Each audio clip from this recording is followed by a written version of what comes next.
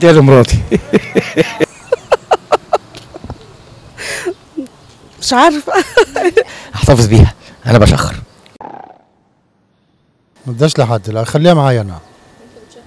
هو حد طايل يشخر؟ لا دي ما... انا عندي حد بيشخر، شخر جامد كمان، مراتي.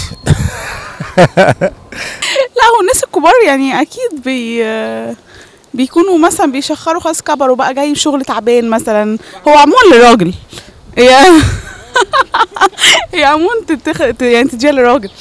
ده تسيب، ده استهتار. الدنيا جرى لها ايه يا ناس؟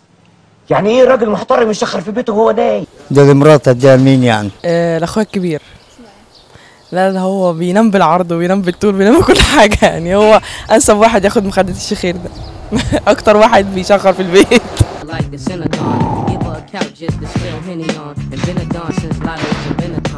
لا ده السؤال صعب قوي.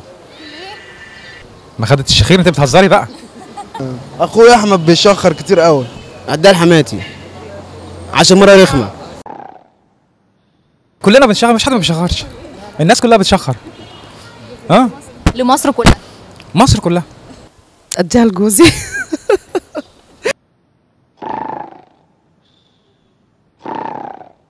مع الوقت ابتديت احب تشخيرها بقى، يعني ما بقتش يعني بقاش يزعجني يعني الوقت.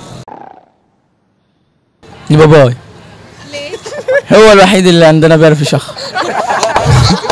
واقعد اشخر لك ليل ونهار بسبب وبدون سبب، ولو خرجت هجيب لك شخاره بالكهرباء.